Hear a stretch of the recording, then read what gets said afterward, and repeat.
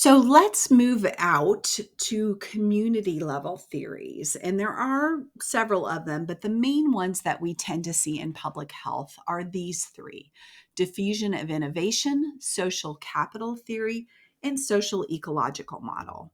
So let's start talking about diffusion of innovation theory. So the concept behind this is taking some new idea, some new practice, sometimes it's like an invention or, a different way of doing something.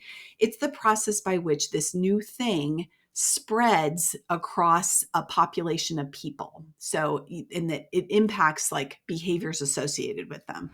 So, how do new things sort of spread through a population that relate to, in our case, these things will relate to health.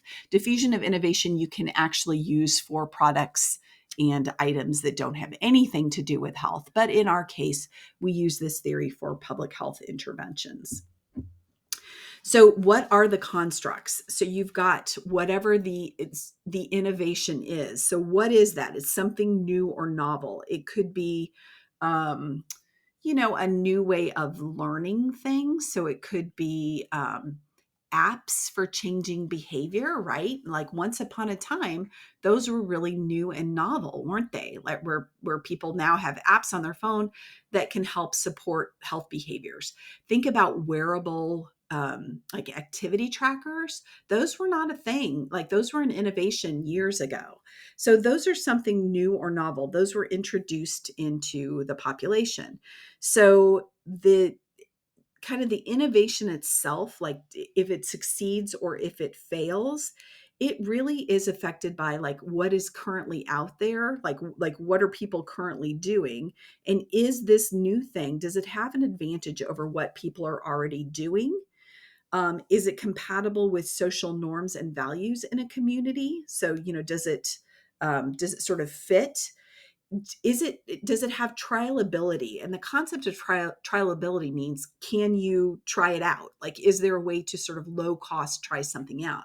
Because there are plenty of people who might be interested in innovations, but if you don't have the money to sort of try something, and oftentimes innovations can be kind of expensive when they first start out, if you don't have a chance to like free trial it or something like that, then that's going to be a barrier, right? So can you try something on a limited basis?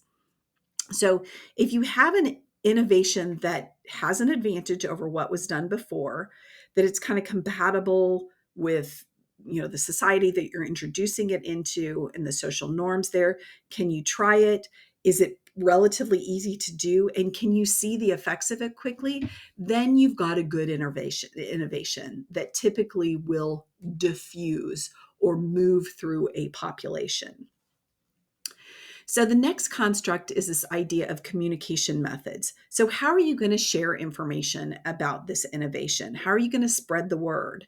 So this is typically, at a social aspect, really. I mean, social media, you can do mass media. So, that is a good channel for communicating about something new. So social media, whether that's, online newspapers, some people, get a lot of information from radio. It really depends on your population. From television, you can spread the word on that sort of larger scale, but also on word of mouth, right? So we oftentimes are more likely to try something out that a friend has already tried out. So, one friend telling another friend about some new innovation. So think things like, seasonal, like contraception, oral contraception, hormonal contraception for women, that where you only have a period 4 times a year. Like that was an innovation sort of back in its time, because people used to think that you had to have, when you were on hormonal contraception, that you had to have a period every month, which you actually don't have to. And so that was a new innovation. So perhaps you had, a friend who started using contraception in that way and kind of shared it with other people.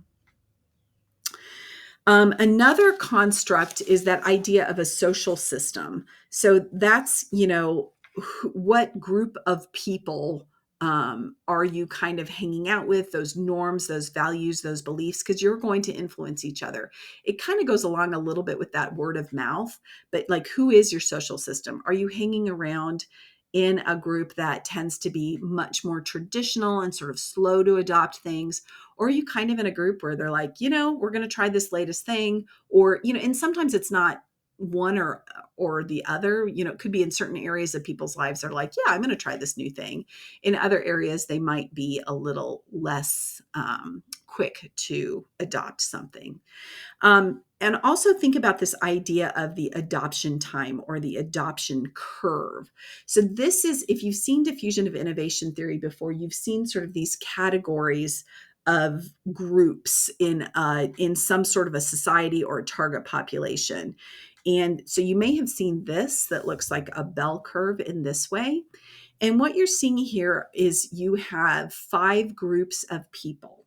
So as you move over time, so if you're going from left to right on this X axis, that is time. So imagine that's, a year, 2 years, 5 years, like whatever that time period is at the bottom.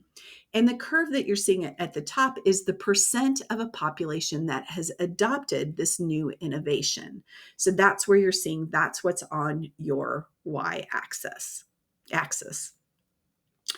Innovators are that first section that you see on the far left there. They are the first segment that adopts new innovations. And again, this could be just this specific new innovation.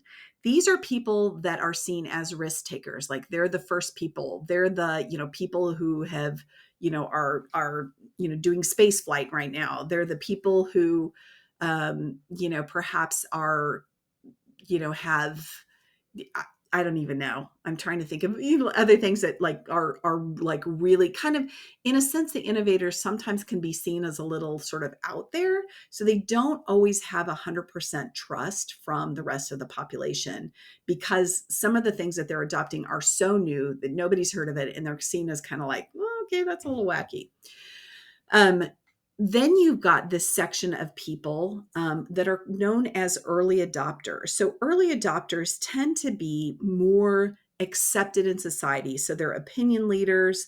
They typically know a lot of people, like have a lot of sort of social networks and communication networks where they kind of have their finger on the pulse and they'll try the new things. Now, they're not necessarily going to be the innovators, but they're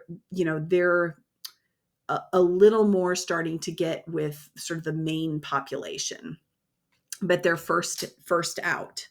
So they're first ones to try it. Early majority. So you've got majority. So that is the main part of that bump. If you can see like those two things in the middle. And these are when these things begin to be more accepted in a population. So early majority people, they will listen to the opinion leaders. They're going to be listening to early adopters. It's starting to be mainstream when the early majority starts to adopt it. Late majority, they typically are influenced by like other people doing it as well, but they tend to wait until it's a pretty well established norm.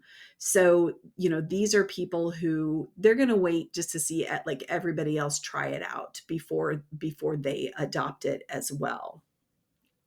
Then on the right hand of the curve, you have what's called laggards. These are people who will have a very hard time adopting the new innovation. So they tend to be conservative and sort of a little suspicious of new things, new innovations. They are risk adverse, and they tend to wait a very long time before adopting an innovation.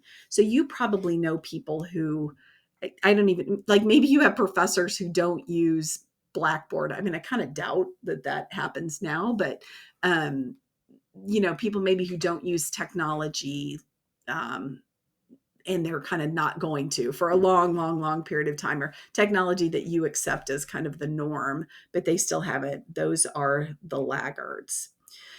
So this can help us understand sort of characteristics of each of these groups and how to market new innovations and ideas that improve people's health to these different populations.